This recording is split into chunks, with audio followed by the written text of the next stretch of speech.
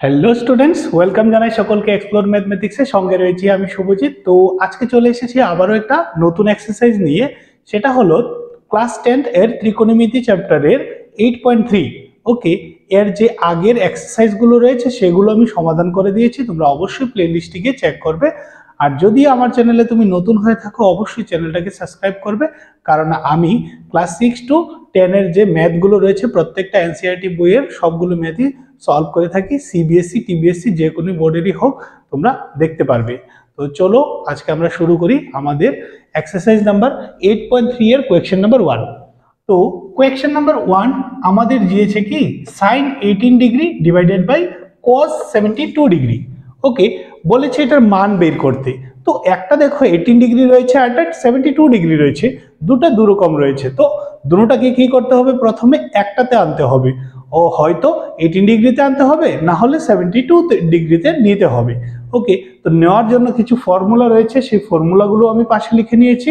তো যেই ফর্মুলা যেই সময় আমাদের প্রয়োজন হবে আমরা সেটা পিক করব। ওকে, তো প্রথমে দেখো আমরা সাইন 18 ডিগ্রি কে 18 ডিগ্রি লিখছি, আর cos 72 ডিগ্রিকে আমরা কি লিখছি 90 ডিগ্রি মাইনাস 18 ডিগ্রি। বলো তো তোমরা এভাবে কি লেখা যায়?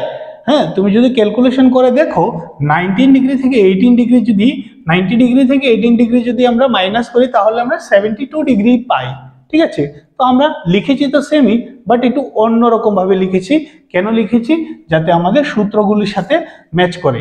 ওকে, তারপর যেহেতু আমরা উপরেটাকে কোনো চেঞ্জ করিনি তাই এটাই লিখবো। আর নিচে দেখো cos 90 মাইনাস 18। আচ্ছা, cos 90 মাইনাস থিটা অর্থাৎ কি হয়ে যাবে সাইন থিটা। তো আমরা এখানে লিখবো সাইন, আর থিটা এক্ষেত্রে কাকে পড়েছি আমরা 18 ডিগ্রিকে, তাই আমরা এখানে 18 ডিগ্রি লিখবো। ওকে, তো দেখো আনসার চলে এসেছে। এবার তো তোমরাই বলতে পারবে না উপরে নিচে ক্যান্সেল করলে কি আসবে, আনসার 1 হয়ে যাবে। ওকে, দেন নেক্সট কোয়েশ্চেন দেখবো আমরা রোমান নাম্বার 2। রোমান নাম্বার 2 কি বলেছে, সেমই হবে, এটাও একটা 26 ডিগ্রিতে রয়েছে আর একটা 64 ডিগ্রিতে রয়েছে। তো আমরা যে কোনো একটাকে পরিবর্তন করব, দুটোকে যদি পরিবর্তন করি তাহলে হবে না।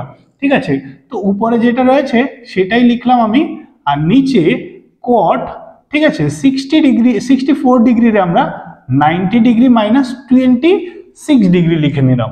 ওকে, কারণ 90 থেকে 26 চলে গেলে 64ই আসবে। আর 26 ডিগ্রি কোয়াট, দেখো ফর্মুলাটা হচ্ছে এটা, কোয়াট 90 মাইনাস থিটা অর্থাৎ কি আসে tan থিটা। তো আমরা এখানে কিটা লিখবো tan থিটা লিখবো, আর থিটা কাকে পড়েছি আমরা 26 ডিগ্রিকে, তাই আমরা এখানে 26 লিখলাম।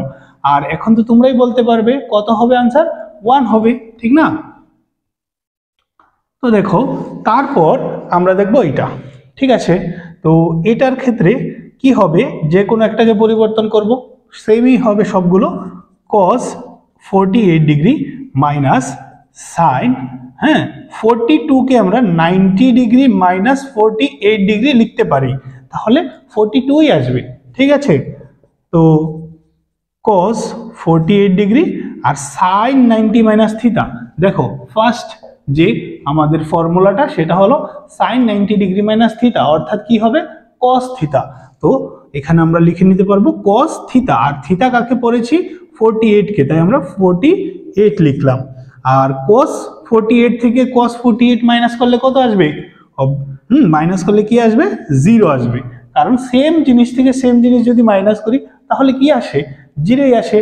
আর 4 নাম্বারটা তোমাদের জন্য রয়েছে, এটা তোমরা আমাকে করে কমেন্টে জানাবে। ঠিক আছে, আশা করি তোমরা বুঝতে পেরেছো।